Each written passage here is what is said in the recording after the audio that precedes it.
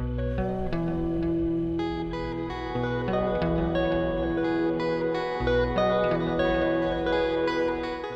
name's Aidan Roberts. I am an illustrator and a musician and a writer, and I have been working on this book for many years and finally publishing the first chapter of it through Wild North Comics, who I was approached by at the Comic Arts Awards of Australia, where I won the Gold Ledger for this. So it's all happened very, very quickly in the space of 6 months, and so beginning the convention circuit. It's all coalescing. That's fantastic. The second question is, here at Supernova on the program, is there anything in particular you were really excited about? Any artists you were excited to meet? Or There are. I really want to try and meet Mark Ratz, who's an American illustrator. He's done very much in the tradition of Drew Struzan's work, who I admire greatly. He does a lot of illustration for Disney. Really cool posters, yeah. They're really nice. He's around. Yeah, I saw him on that side. He was busy, so I didn't get to chat with him yet. And there's some other Australian comic artists who I've briefly said hello to, who I've been meaning to meet in person anyway. Darren Close is around there. Oh yes, I chatted with him. Yeah, Killaroo. we've been corresponding, but now we're in the same room. I can't wait to catch up. It's a few really of the cool. celebrities, Jodie Whittaker, I'd like to see. Yeah. I hope Tamura Morrison's back tomorrow because I missed him too. Yeah, my son, I was like, hey, Boba Fett's doing a Q&A, and my son's like, whatever. And I was like, what? He's a little, I know, it's nuts. Anyway, it's just nice to be surrounded by it all. I don't get away much. I have a very small girl, 2.5. Oh yes, you're busy. So, I know how it goes. She's like, where's Daddy? I want him back from Melbourne. Oh man. I will ask the next one, since you've probably been behind the desk most of the time. Yeah. What's the best cosplay you've seen walking past? I saw, the one that I paid props to the details most for was I saw a Temple of Doom Indiana Jones walk past with the right whip marks and splits in the back of his shirt. Oh, he's attention to detail. Yeah. I was like, very nice, very nice. That's great. So, but it is actually mind-boggling.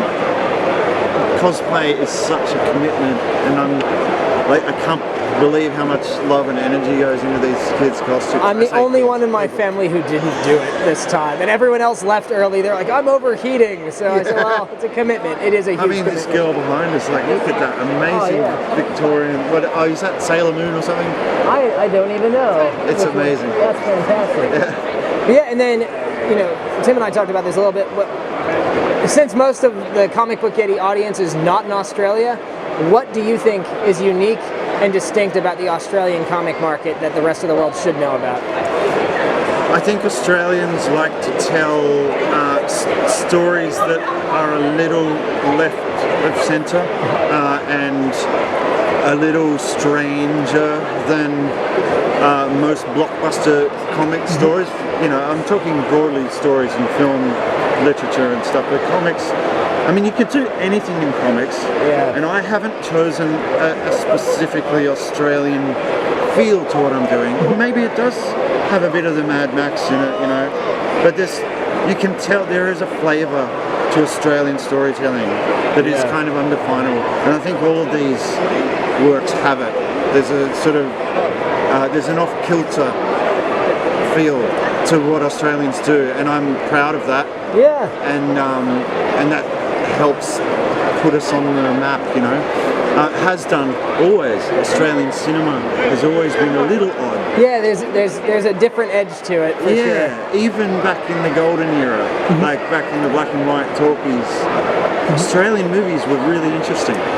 And obviously the exposure has gotten more in the age we're in, but I still feel like we're a fringe art society, and comics, very much like most people would not have heard of most of these creators overseas, but we're trying to change that, and we're able to because of the internet. Yeah, it's making inroads. Absolutely.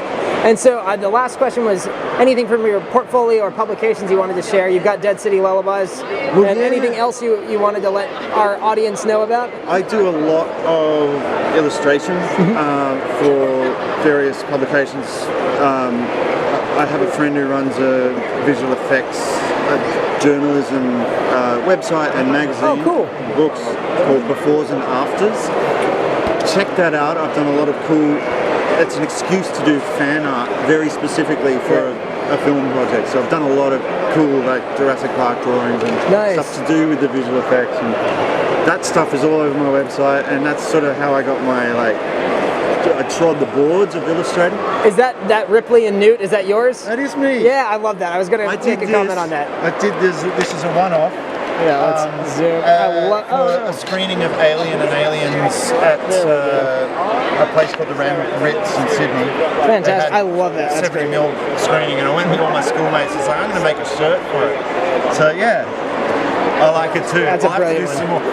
Fan art's tricky though, isn't it? Because you kind of can't sell it. Yeah. So you're just doing it for you. Yeah, short run. Like I guess you could take pre-orders from a small batch of friends or whatever. Costs only. Yeah.